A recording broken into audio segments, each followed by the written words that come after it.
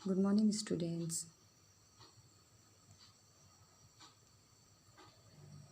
आज का हमारा टॉपिक है विविधता, तथ्य और प्रमाण, variation and evidence related to it.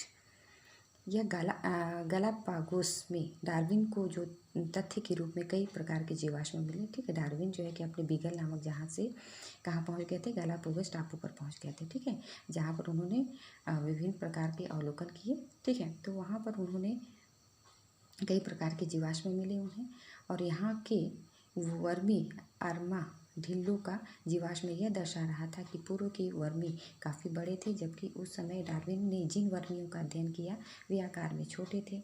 ठीक है, और उनके मन में यह बात आ गई कि समय के साथ वर्मियों में बदलाव आ गया। ठीक है, फिर अगला देखिए, डार्विन ने कई अन्य जीवों के जीवाश्म जैसे घोंघे, सरीसृप, स्तनधारियों के अध्ययन से बताया कि जीवाश्म पूर्व तथा वर्तमान में पाए जाने वाले जीवों के आपसी संबंध के साथ साथ वर्तमान में पाए जाने वाले जीवाश्मों के आपसी संबंध दर्शाने वाली महत्वपूर्ण कड़ी होती है। ठीक है, उन्होंने क्या किया, बहुत सारे जीवाश्म हैं उनका, जैसे घोंघे हो गए, सरीसृप, स्तनधारी हो गए, इन सभी का अध्ययन किया। ठीक है, फिर उन्होंने यह निष्कर्ष निकाला कि जो महत्वपूर्ण कड़ी होती है वो क्या होती है, उनके पूर्वज होते हैं।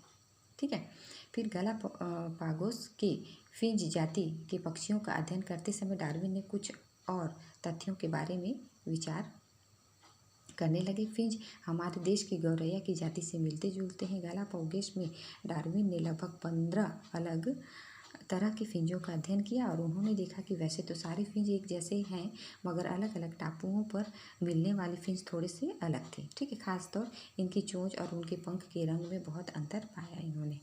ठीक है, फिर बच्चे अगले पेज पर आ जाइएगा। सभी फिंच की चोंच को नापा तो आश्चर्यचकित हुए कि उनके चोंच में इतनी विविधताएं कैसे हैं। उन्होंने देखा अलग अलग चोंच वाले फिंच का भोजन भी अलग अलग था। कुछ बीज खाते थे तो कुछ फल खाते थे, कोई कीड़े खाते थे तो कुछ फूलों के रस को चूसते थे। ठीक है, तो यहाँ जो डायग्राम दिया है देखिए, अलग अलग प्रकार के चोंच है। ठीक है, लेकिन पक्षी एक ही है। ठीक है, जो क्या है, गौरैया चिड़िया के समान दिखाई देता है, जिसे फिंज कहते हैं, है ना। तो ये देखिए कीड़े खाने वाले पक्षी। ठीक है, तो उनकी चोंच की बनावट देखिए, यहाँ पर देखिए कैक्टस के फल व फूल खाने वाले पक्षी। ठीक है, इसकी चोंच की बनावट देखिए, आगे नुकीले हैं। ठीक है, उसी प्रकार कलियों को खाने वाले फिंच देखिए, इसमें नुकीला नहीं है इनके चोंच में। उसी प्रकार बीज खाने वाले फिंच, उनकी चोंच देखिए इस तरह की चोंच है।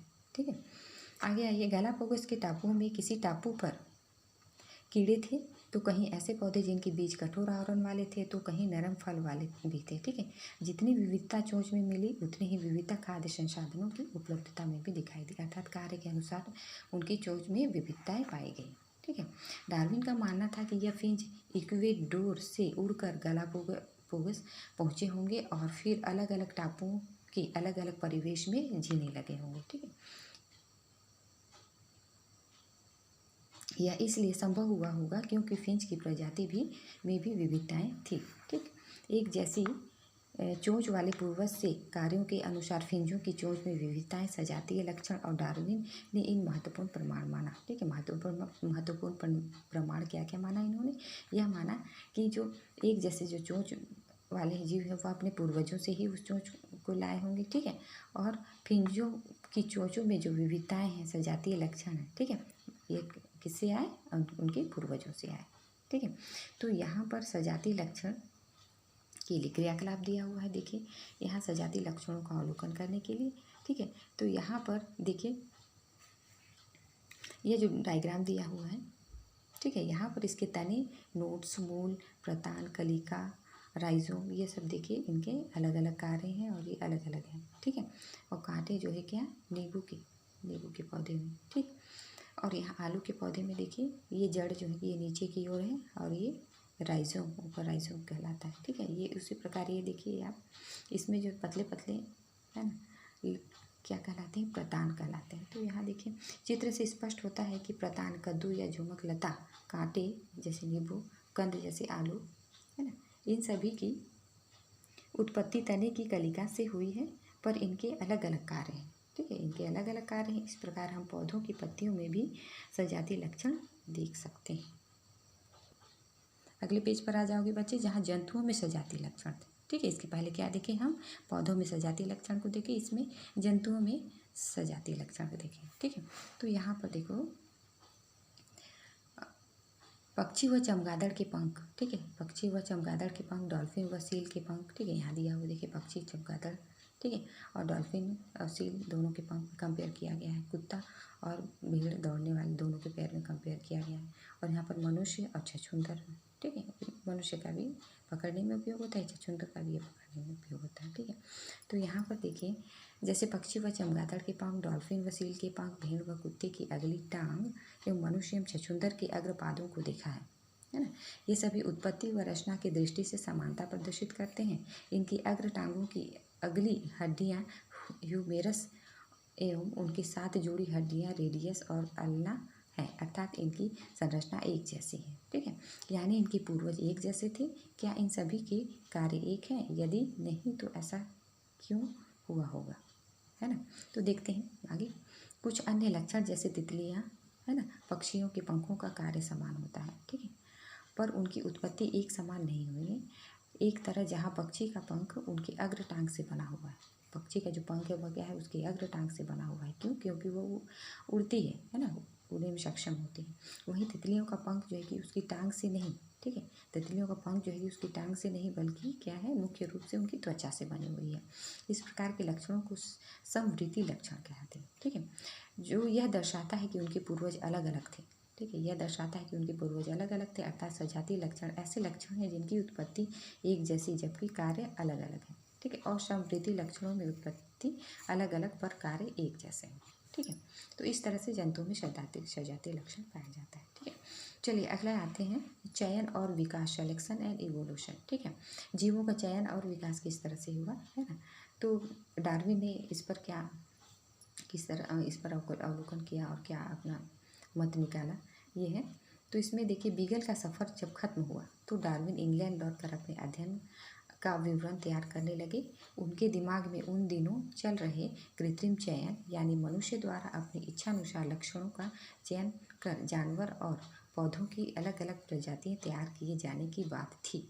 ठीक है, उनके मन में यह विचार आया कि अलग मनुष्य कई प्रजाति तैयार कर सकता है, तो क्या प्रकृति में दिखने वाले इतने विविध जीव प्रकृति निरंतर होने वाले किसी चयन प्रक्रिया का नतीजा है। ठीक है, तो उन्होंने क्या अवलोकन निकाला कि प्रकृति में क्या होता है, एक तो प्रकृति चयन होता है, साथ में क्या होता है, कृत्रिम चयन भी होता है। ठीक है, आगे देखते हैं। डार्विन ने इसी के आधार पर सुझाया कि प्रकृति चयन या नेचुरल सिलेक्शन यानी प्रकृति में स्वतः चलने वाले चयन की प्रक्रिया से दुनिया के अधिकांश जीवों की उत्पत्ति हुई है ना।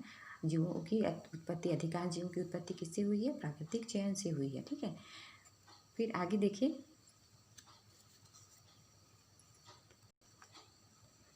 अगले पेज पर देखते हैं प्राकृतिक चयन के बारे में कोई एक क्रियाकलाप है।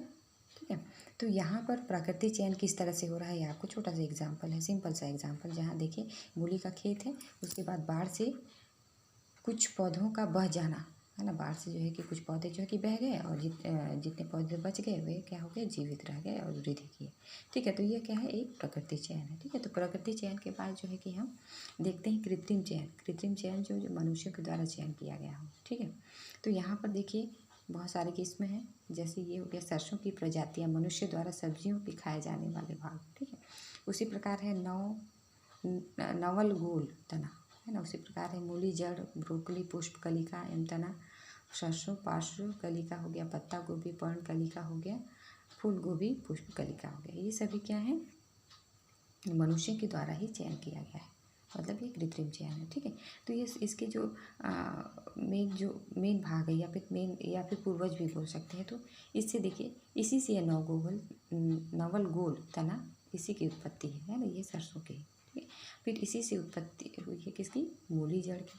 फिर इसी से उत्पत्ति हुई है ब्रोकल पुष्पीय एवं तना की। तो इस तरह से ये हो गया कृत्रिम चयन हो गया। ठीक है, तो डार्विन ने बीगल यात्रा के लगभग 20 साल बाद एक और वैज्ञानिक इंग्लैंड से अमेरिका तथा एशियाई द्वीपों तक बीगल जैसी खोजी यात्रा में निकले थे, है ना।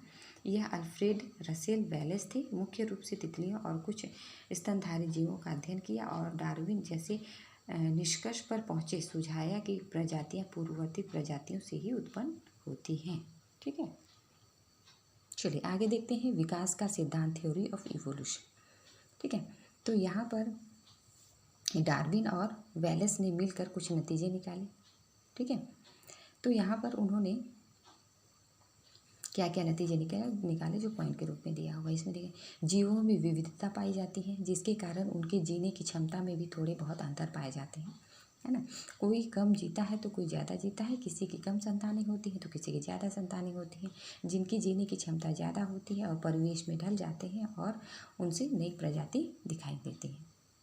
ठीक है, फिर अगला है विश्व में प्रजातियों की रचना एक झटके में नहीं होती है, बल्कि पहले से मौजूद प्रजातियों से ही होती है। ठीक है, जो भी प्रजाति बनती है किससे बनती है, अपने पूर्वजों से ही बनती है ना। विविध जीवों की उत्पत्ति एक समान पूर्वज से ही हुई है, इसलिए विकास की प्रक्रिया को एक शाखित पेड़ के रूप में दर्शाया गया है। ठीक है, शाखित पेड़ देखो यहाँ पर दिया गया है, विकास का शाखित पेड़। ठीक है, ये एक छोटा पेड़ है, यहाँ से शुरू हुआ है। ठीक है, यहाँ इसकी जड़ें हैं। ठीक है, यहाँ से तना निकला, तना के बाद यहाँ से फिर अलग अलग इनकी शाखाएँ निकली, ये शाखाएँ जा करके और जो है कि शाखित हो जाती हैं। ठीक है, उसी प्रकार ये तना जो कि फिर आगे ऊपर की ओर जाता है, फिर 2 शाखाएं निकलती हैं, फिर ये शाखित हो जाती हैं। उसी प्रकार ये तना फिर वृद्धि करता है, फिर इसके आपके लेफ्ट साइड में, राइट साइड में, दोनों साइड में इनकी शाखाएं निकलती हैं, फिर ये आगे जा करके फिर शाखित हो जाती है। तो इस तरह से यह एक क्या बन जाता है, शाखित पेड़ बन जाता है। ठीक है, फिर आगे पॉइंट में देखते हैं, किसी भी जगह की जनसंख्या में पाए जाने वाले जीवों में भिन्नताएं होती हैं तथा इनमें से कुछ भिन्नताएं ही एक पीढ़ी से दूसरी पीढ़ी में जाती हैं। ठीक है, तो ये शाखित पेड़ की तरह यहाँ फिंजो की वंशावली भी बताया गया है। ठीक है, यहाँ आप देखोगे